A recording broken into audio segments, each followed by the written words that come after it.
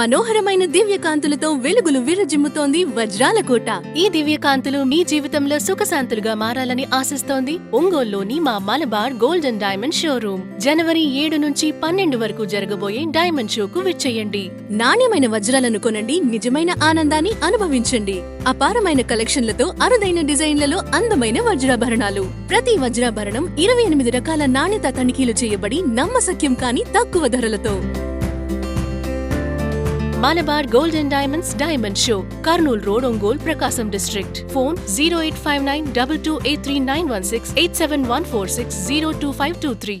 Ramesh Sanghamitra hospitals, south bypass junction దగ్గర, ఒంగోలు. ఇప్పుడు విజయవాడ, గుంటూరుకు వెళ్లనవసరం లేకుండా కార్పొరేట్ స్థాయి వైద్య సేవలు సామాన్యులకు సైతం అందుబాటులో అందిస్తున్న ఏకైక హాస్పిటల్ రమేష్ సంఘమిత్ర హాస్పిటల్స్. అనుభవజ్ఞులైన వైద్యులు doctor Illuri Jeevan Reddy MBBS MD, consultant general medicine, doctor Anusha Jukuntla MD, consultant general medicine గారి పర్యవేక్షణలో నిరంతరం అందిస్తున్న వైద్య సేవలు విష జ్వరాలు, సర్వాయన, పాముకాటు, తేలుకాటు, పాయిజనింగ్ కేసులు, బీపీ, రక్తపోటు, sugar coma, thyroid coma, cholesterol సమస్యలు, కాళ్లు చేతులు తిమ్మిర్లు, తలనొప్పి, తల తిప్పటం, కీళ్ల నొప్పులు, నరాల వ్యాధులు, అధిక బరువు సమస్యలు, పక్షవాతం, ఫిట్స్, రక్తహీనత, అల్సర్, జీర్ణ సంబంధిత సమస్యలు, లివర్ వ్యాధులు, పసిరికలు, వాంతులు, విరోచనాలు, ఊపిరితిత్తుల వ్యాధులు, టీబీ, దగ్గు, ఎలర్జీ సమస్యలు, కిడ్నీలో రాళ్లు, గుండె వ్యాధులకు చూడబడును. ECHS, south central railway, ESI, ఆరోగ్య భద్రత, ఆరోగ్య సహాయత, ఏపీఎస్పీడీసీఎల్, అన్ని కంపెనీల ఇన్సూరెన్స్ ఉన్న వారికి అన్ని రకాల సదుపాయాలు మా హాస్పిటల్ నందు కలవు.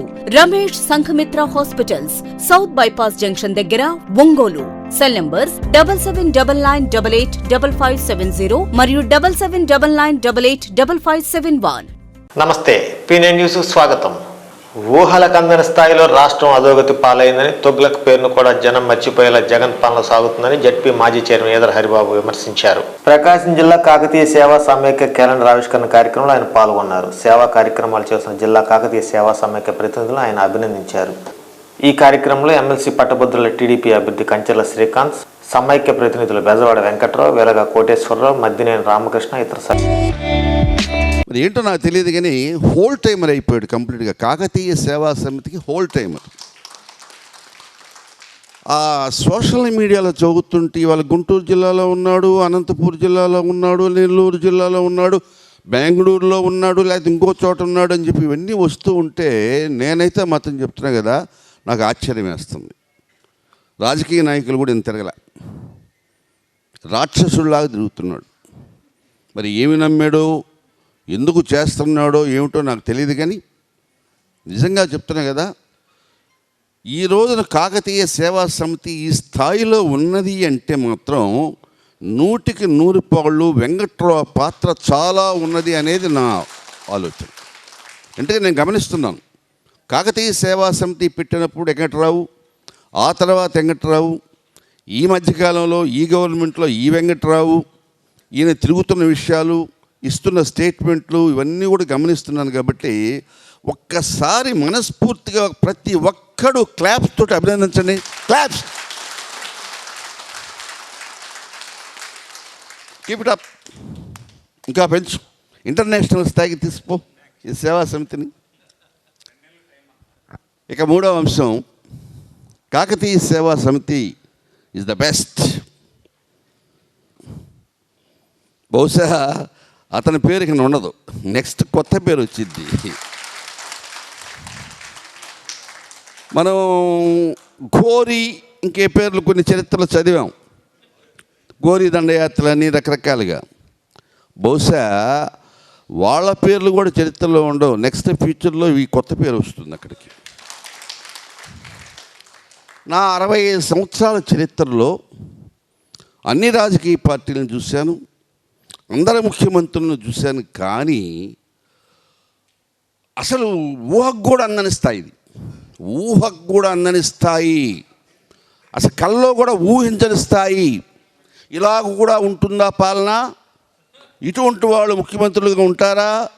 ఇటువంటి వాళ్ళు మంత్రులుగా ఉంటారా అనే స్థాయి అసలు ఎవడు ఊహకు అందట్లా. ఇది అదే కదా నాకు ఆశ్చర్యం వేస్తున్న విషయం. అదే ఇక్కడ ఎందుకు చెప్తున్నానంటే ఇందాక వెంకట్రావు రాజకీయాలు వద్దు అన్నాడు. ఏమండి, బ్రిటిష్ వాళ్ళ పాలనలో భారతదేశాన్ని రక్షించుకోవటం కోసం ఏం చేసామండి? పోరాటం చేసాం. కులాలు లేదు, మతాలు లేదు, దేశమంతా పోరాటం చేసి దేశాన్ని కాపాడుకున్నాం, స్వతంత్రం తెచ్చుకున్నాం. ఈనాడు ఆంధ్రప్రదేశ్ పరిస్థితి ఏమిటి పరిస్థితి? ఇది ప్రజాస్వామ్యమా? డిక్టేటర్షిప్ కూడా బాగుంటుంది. ఇంకా పదవేదన ఉందా?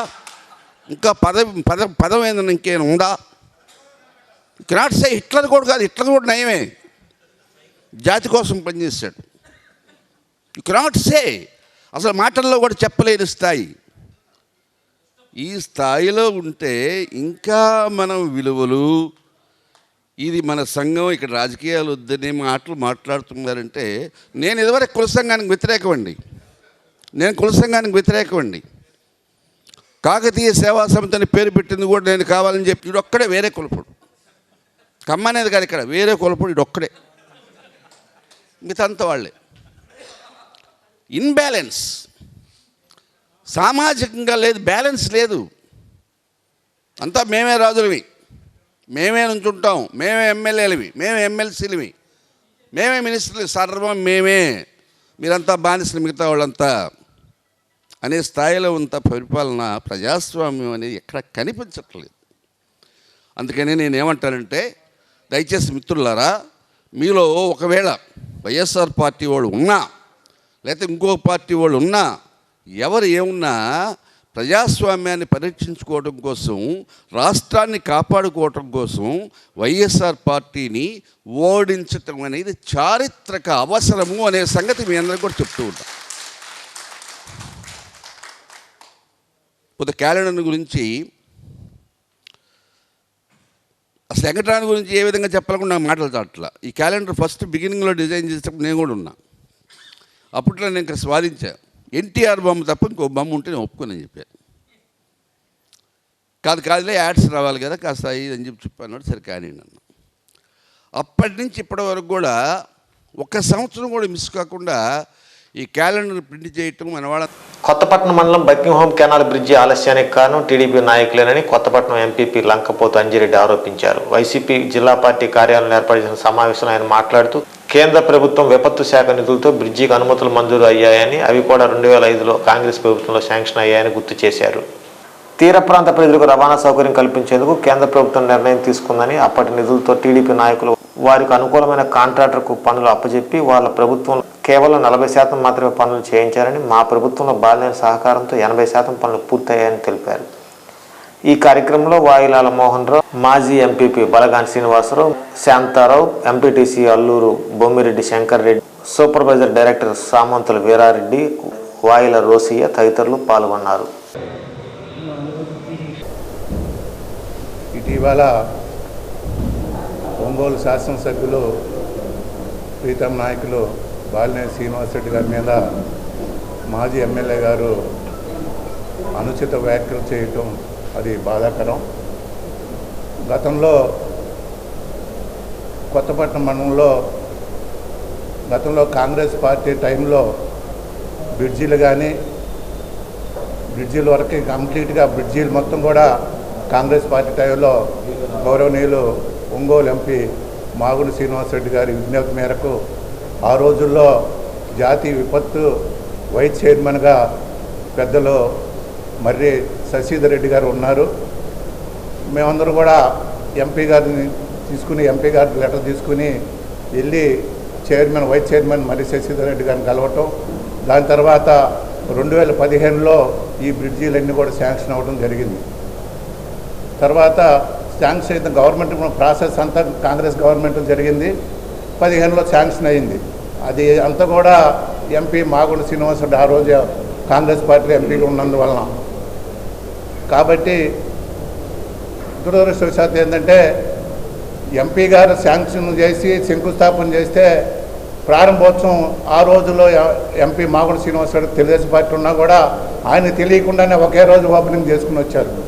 బ్రిడ్జిలు బిగిన్ అయింది కూడా.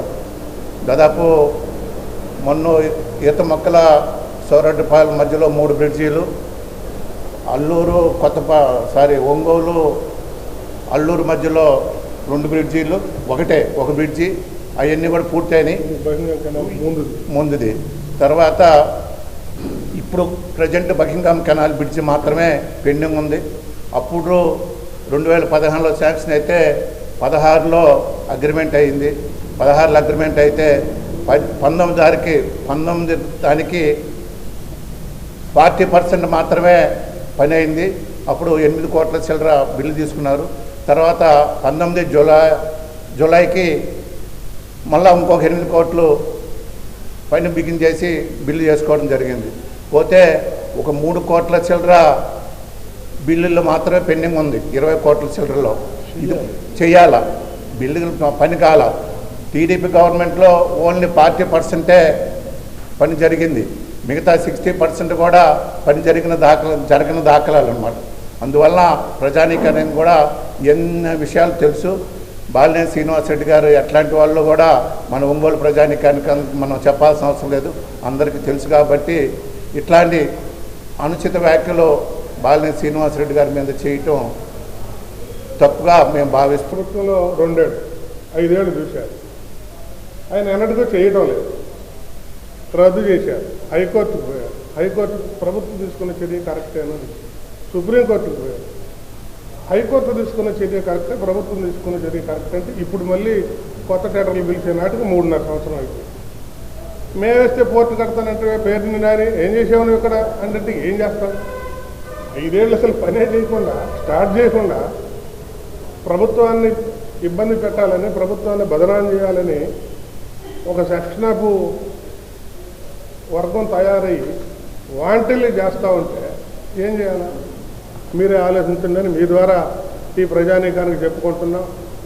తర్వాత ఇప్పుడున్నటువంటి పరిస్థితి ఏంటంటే ఆ మండలంలో అల్లూరు నుంచి కేజర్ల మీదుగా ఉలిసి 10 కోట్ల రూపాయలు వాసు గారు, అదేవిధంగా మాగుంట శ్రీనివాసరెడ్డి గారు శాంక్షన్ చేయడం జరిగింది. పని కూడా అయిపోవచ్చింది. ఈ ఎండాకాలం ప్రారంభోత్సవం చేసుకుంటాం. దానికి 2 వాగులు ఉన్నాయి, పోతురాజు కాలువ, ముదుగుండు. ఈ రెండింటి మీద దాదాపు 2 కలిపి 15 కోట్ల రూపాయలు కూడా త్వరలో బ్రిడ్జీలకి శాంక్షన్ అవుతాయి. అవి కూడా త్వరలో శంకుస్థాపన చేసుకుంటాం. తర్వాత మన కొప్పోలు గుతుగుండారుపాలెం మధ్యలో మొన్ననే శంకుస్థాపన చేశాం. సగం బ్రిడ్జి అయిపోయింది, ఒక సగం ఉంది. అది కూడా దాదాపు 8 నుంచి 9 కోట్ల రూపాయలు. ఆ మండలంలో దాదాపు 22 కోట్ల రూపాయలతోటి ఎప్పుడో 30 ఏళ్ళ నాడు ఏర్పాటు చేసినటువంటి కరెంటు స్తంభాలు అన్నీ తీసేసి నీట్గా బ్రహ్మాండంగా పెద్ద స్తంభాలు, మంచి తీగ కొత్తది, మళ్ళా ఇంకొక 30 ఏళ్ళు ఆ మండలానికి ఎలాంటి ఇబ్బంది లేకుండా మన వాసు గారు మంత్రిగా ఉండగా ఆ మండలాన్ని చేయడం జరిగింది. తర్వాత ఒక 25 కోట్లు పెట్టి 133 kV సబ్స్టేషన్ ఏర్పాటు అవుతుంది. అది ఈ సంవత్సరం 6వ నెలలో కంప్లీట్ అయింది. అది కూడా తొందరలోనే మీ అందరి సమక్షంలో ప్రారంభోత్సవం చేసుకుంటాం. టంగుటూరు నుంచి ఒంగోలుకి పెద్ద టవర్ లైన్ అది కంప్లీట్ అయింది. మళ్ళా టంగుటూరు నుంచి కొత్త ఇదే 33 kV సబ్స్టేషన్ దగ్గరికి అది శాంక్షన్ అయింది, వర్క్ జరుగుతుంది. ఇంకా ఈ విధంగా చెప్పుకుంటా పోతే మనం నాడు నేడు అనుకోండి, ఇవన్నీ మీకు తెలిసినవి. ఎన్నో స్కీములు ఈ ప్రభుత్వం పేద ప్రజలకి అందిస్తూ ఎన్నో అభివృద్ధి కార్యక్రమాలు ఈ ప్రభుత్వం ముఖ్యంగా వాసు గారు ఒంగోలు నియోజకవర్గానికి చేయటం జరిగింది. వాటన్నింటిని కూడా పక్కన పెట్టి ఒకే ఒక బ్రిడ్జిని పట్టుకొని ఆయన సొంత మనుషులు లాగా వాళ్ళు మాట్లాడుకొని ఈ ఒక్కదాంతో ఈ మండలం మొత్తంలో ఈ స్థానిక శాసనసభ్యుడికి చెడ్డ పేరు తీసుకురావాలనే ఒక దురుద్దేశంతో ఆయన వర్క్ చేయడు, మనం కొత్త వాళ్ళకి ఇవ్వడానికి అధికారులను అడిగి తెలుసుకోవచ్చు. ఎంత మంజూరైంది, ఎంతవరకు పని జరిగింది, దాని అసలు ఆగిపోవడానికి కారణం ఏంది, నిధులు ఎందుకు ఆగిపోయినాయి సెంట్రల్ గవర్నమెంట్ నుంచి ఏంది, అవన్నీ కూడా డిజైన్ మార్పు జరిగింది, ఇవన్నీ జరిగినాయి కాలక్రమేణా. అవన్నీ తెలుసుకోకుండా దుష్ప్రచారం చేసి బ్రిడ్జి కట్టలేకపోయారు అని ఒక దుష్ప్రచారం ఆమె చేస్తున్నారు. అది అవాస్తవం. వాస్తవం ఏంటంటే మా గౌరవ ఎమ్మెల్యే గారు దాదాపు 5-6 సార్లు ఆ బ్రిడ్జి దగ్గర రావడం జరిగింది. మా నాయకులందరం కూడా వెళ్ళాం. సంబంధిత అధికారులు పిలవటం, ప్రెస్ మీట్లు పెట్టడం, వాళ్ళని అడగటం అన్నీ జరిగినాయి. మేము ఎంతో ఒత్తిడి చేసాం కూడా వాళ్ళ మీద ప్రజల సౌకర్యార్థం. తప్పనిసరిగా ఈ నెల జనవరి 20వ తారీఖు నుంచి రాకపోకలు కొనసాగిస్తామని చెప్పి మా శాసనసభ్యులు బాలినేని శ్రీనివాసరెడ్డి గారికి సంబంధిత R&B అధికారులు హామీ ఇవ్వడం జరిగింది. ఆ హామీ ప్రకారం తప్పనిసరిగా బ్రిడ్జి మీద రాకపోకలు వదలడం అనేది సత్యం, దాంట్లో అనుమానం లేదు. కానీ ఇటు బారుకు అడ్డంకులు సృష్టించింది మాత్రం ప్రతిపక్ష పార్టీ తెలుగుదేశం పార్టీ నాయకులు. ఇది వాస్తవం, ప్రజలందరికీ కూడా తెలిసి వాస్తవమైన విషయాలు ఈ మీడియా ద్వారా కూడా వాళ్ళందరూ తెలియపరచాలని కోరుకుంటూ, తర్వాత నెక్స్ట్ తీసుకుంటే మన KMB R&B రోడ్ అంటే కారుమంచి ఈతముక్కల మోటుమాల రోడ్, ఇది 26 కిలోమీటర్లు పొడుగుంటుంది. దీంట్లో గతంలో దివంగత నేత వైఎస్ రాజశేఖర రెడ్డి గారు 2009లో గెలిచి ఆయన సారథ్యంలో ప్రభుత్వం ఏర్పాటు చేసినాక తర్వాత ఆయన వెంటనే అసూలు బాస్ చనిపోవడం జరిగింది. ఆ క్రమంలో రోసీ గారు, కిరణ్ కుమార్ రెడ్డి గారు ముఖ్యమంత్రులు అవడం జరిగింది. రాజశేఖర రెడ్డి గారు తెచ్చిన ప్రభుత్వంలో అప్పుడు ఉన్నటువంటి మాగుంట శ్రీనివాసరెడ్డి గారు, మన మోహన్ రావు గారు వీళ్ళందరూ కూడా ఉన్నారు. అప్పుడు ఈ KMB R&B రోడ్లు, బ్రిడ్జీలు కానీ రోడ్లు కానీ అన్నీ మంజూరు అవడం జరిగింది. అసలు మంజూరు అవడానికి కారణం ఏంటంటే 2004లో వైఎస్ రాజశేఖర రెడ్డి గారు ముఖ్యమంత్రిగా ఉన్నప్పుడు డిసెంబర్ 26వ తారీఖు సునామీ వచ్చింది. సునామీ వచ్చినాక ఇబ్బంది పడ్డారు జనం అంతా.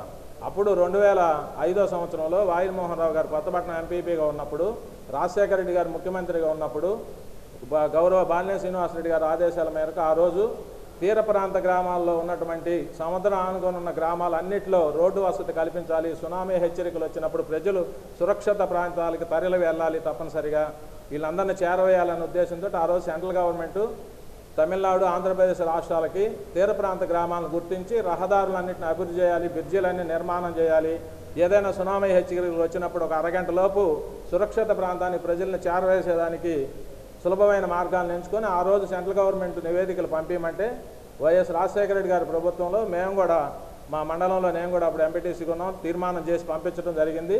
దాంట్లో భాగంగా తమిళనాడు ప్రయారిటీ ఇచ్చారు ఫస్ట్, తర్వాత ఆంధ్రప్రదేశ్కి కంటిన్యూ 1 by 1 మంజూరు అవుతూ వచ్చినాయి. దాంట్లో జాతీయ తుఫాను విపత్తు నివారణ పథకం కింద KMB R&B రోడ్ల బ్రిడ్జీలు మంజూరు అవడం జరిగింది.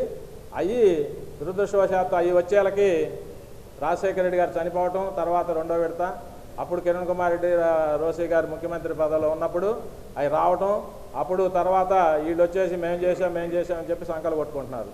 వాస్తవంగా మంజూరైనది అది, దాని మీద శిలాపలకాలు వేస్తున్నాయి, మీరు కూడా పోయి చూడొచ్చు. మీరు అందరూ ఫోటోలు తీయండి. ఆ శిలాపలకాల మీద ఎప్పుడు మంజూరైంది, ఎంత మంజూరైంది, క్లియర్గా ఏ పథకం ద్వారా వచ్చిందో తెలుసు. అవి కాకపోతే కొద్దిగా లేట్ అయిపోయి తెలుగు. బాపట్ల జిల్లా అద్దెంకిపట్నంలోని హరిహర గోకులం వెల్ఫేర్ సొసైటీ వారి గోశాలకు అద్దెంకిపట్నంలో నివసిస్తున్న రాజస్థాన్ వాసులు పౌర్ణమి సందర్భంగా గోవులకు 5 రోజులకు సరిపడా పశుగ్రాసాన్ని అందజేశారు. మేత కోసేది మొదలు అది గోవులకు అందించే వరకు పూర్తి బాధ్యతలు తీసుకుంటూ గోసేవకులుగా మారారు.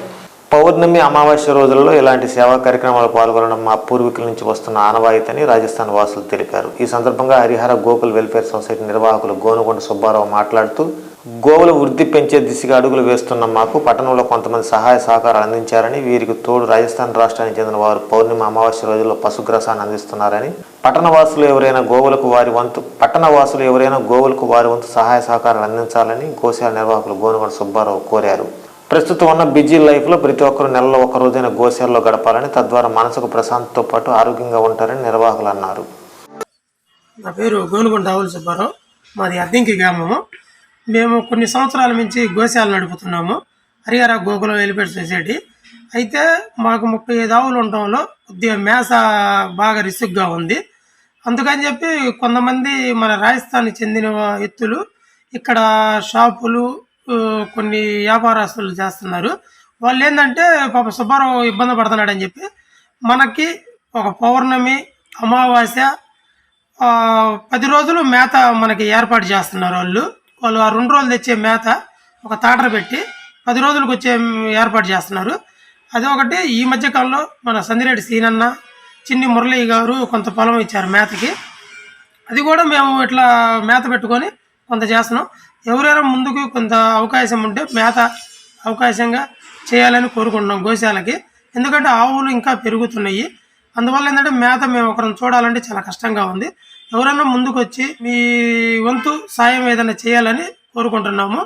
పాపం మేము ఇది చూసి ఈ రాజస్థాన్కి సంబంధించిన వాళ్ళు చాలామంది ముందుకు వచ్చి వాళ్ళు మేత కానీ వాటికి రాగి పిండి కానీ మన గోవులకి చపాతీలు అవన్నీ చేసుకొస్తుంటారు.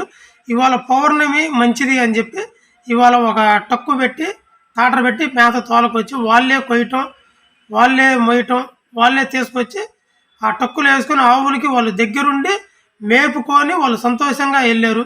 అట్లానే ఎవరైనా సరే అమావాస్యకి గోశాలలో పూజలు జరుగుతుంటాయి. అట్లా ఎవరు కూడా చాలామంది ముందుకు వచ్చి ఈ గోమాత అనుగ్రహం పొందాలని ప్రతి ఒక్కరిని కోరుకుంటున్నాము. ఈ వార్త ఇంతటితో సమాప్తం. నమస్కారం.